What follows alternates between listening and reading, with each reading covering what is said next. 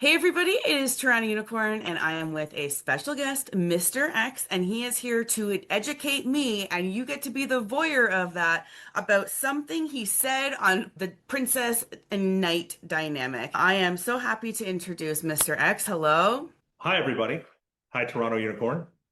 I was looking for the bullseye and I wasn't hitting it. And then you said the words knight princess.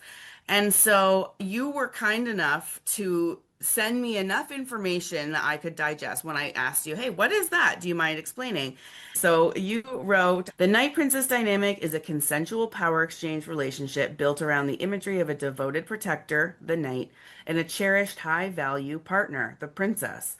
It's a romanticized, storybook inspired dynamic rather than a strict set of rules. It often emphasizes protection rather than control, devotion rather than dominance, cherishing rather than obedience, soft power exchange rather than strict hierarchy.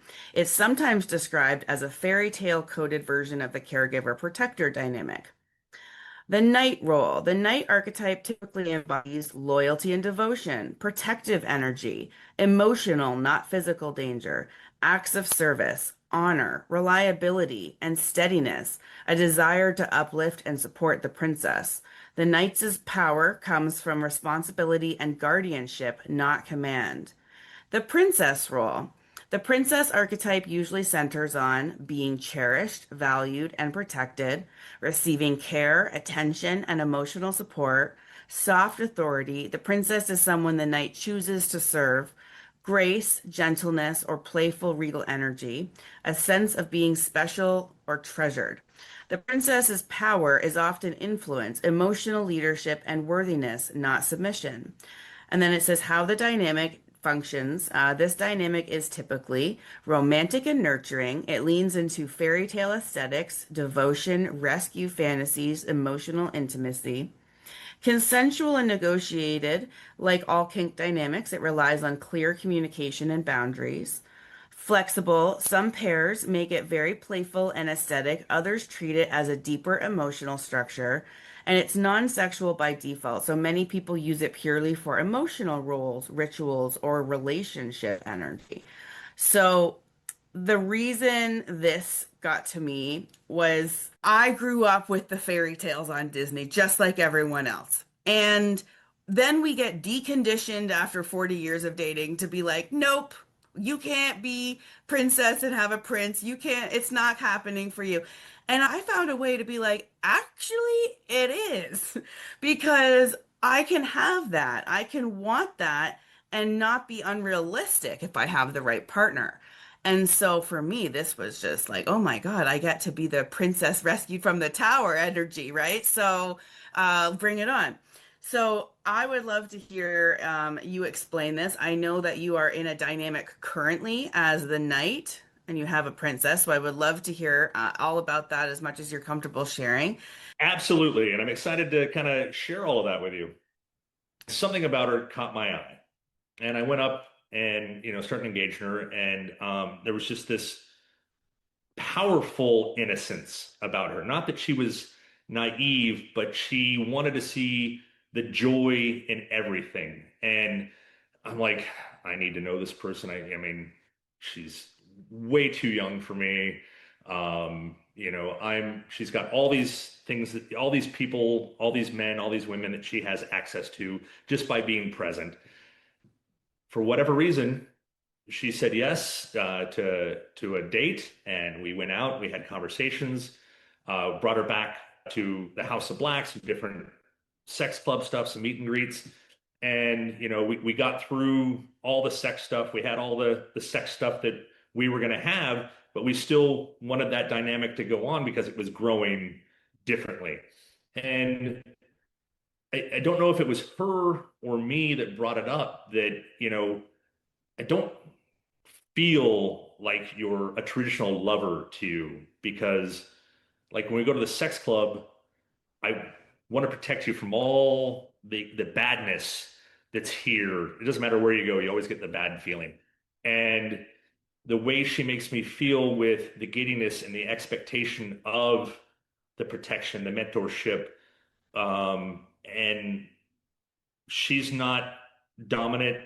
I'm not dominant, she's not submissive, I'm not submissive, but we get to fall into these roles where I feel like I get to take care of her, and there's this fun, unrequited love concept of it. Like, have you ever seen Game of Thrones with Khaleesi and the old knight who is in love with her, and she doesn't give him the time of day, but he has to watch her, and try and steer her in directions, even though she's going to make mistakes, because at the end of the day, she's the queen, she's the princess, she's the actual one that has the authority, whereas I've got to try and guide and protect, even if she doesn't notice that I'm guiding or protecting her.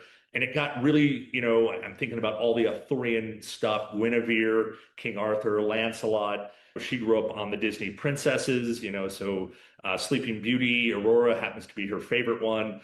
But, she goes through all these different things. We sat down and we were having a conversation one time, and we kind of defined it, set the rules, some expectations, some ideas of boundaries in our relationship. And so now we go to a lot of things together where she's on my arm, and, you know, she can interact the way she interacts, but she looks to me for advice.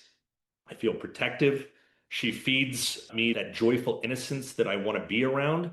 And I also get to feel like the hero, the knight in a lot of different situations. And it's a really good exchange of energy and stuff without having to deal with things like, I don't mean to talk about other dynamics, like, a brat, because she's not bratty. So usually when you have a young girl and a daddy baby girl dynamic, there's this brat aspect that I don't have to interact with because it doesn't truly appeal to me.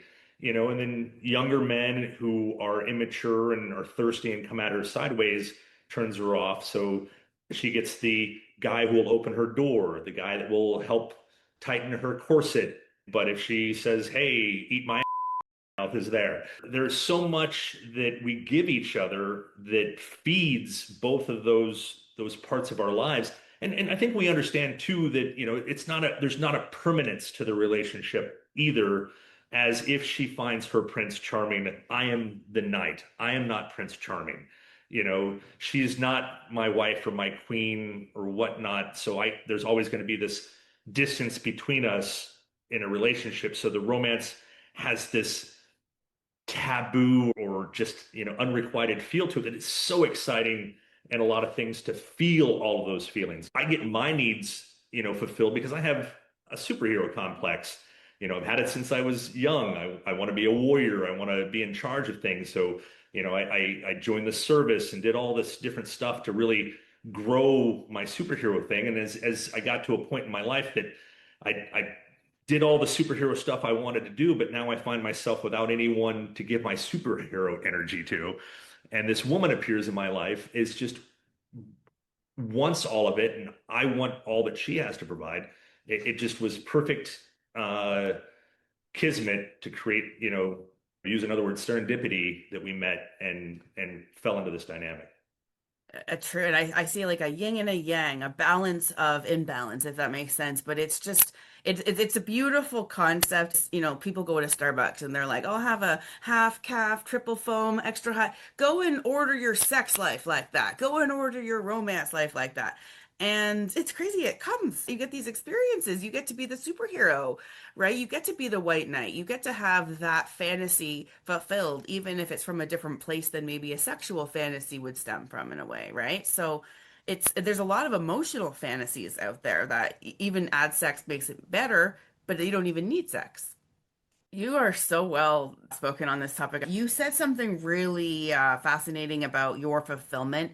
You said that it fed you joyful innocence, and I would love to hear you elaborate on what that feeling is like. Is it like Pac-Man getting the dots? Like, is it you feed me all this joyful because it makes me feel good? Like, is that the energy? Well, so I don't drink, I don't smoke, I don't do drugs. It's just been a lifetime lifestyle choice, and I always feel good and joyful. I try to, but there's times that you're kind of just low in level. And when you see someone just interacting with the universe innocently, and the princess thing comes up where you walk in the woods and she's singing and the birds are landing on her hands, and you just see all the darkness and evil in the world, but in this just this bubble of light. that just exists there, and just watching it, just experiencing it, even if you're just seeing it through binoculars, you feel better knowing that this is out there and you're out there fighting all the demons every day, and this makes it worthwhile. Right. And there's rare people that have that innocence that they bring to the universe. Like I said, she's not naive, she's not dumb. You can't take advantage of her. She is very capable and understands the sovereignty of her own body, person, and spirit. You know, but Right. if you see this human being walk into a room, everyone's going to turn and go, I just want to sit there and like a fire. You're warming Right. yourself up from it. And that's what I feel when I'm around her. And it gets somewhat addictive. I like the way I feel around you because I'm spend 90% of my life in the darkness fighting the demons. And when you get that light and in the cold and she's warm, it just really, you know, fills you up. Right, absolutely. So thank you for being a window for people to see what's possible for anyone who has a superhero fantasy, put that on the table because this isn't just for, what women can get out of sex. This is for what does anybody want to get out of this lifestyle or fulfill a fantasy, even if it's not even from a sexual place.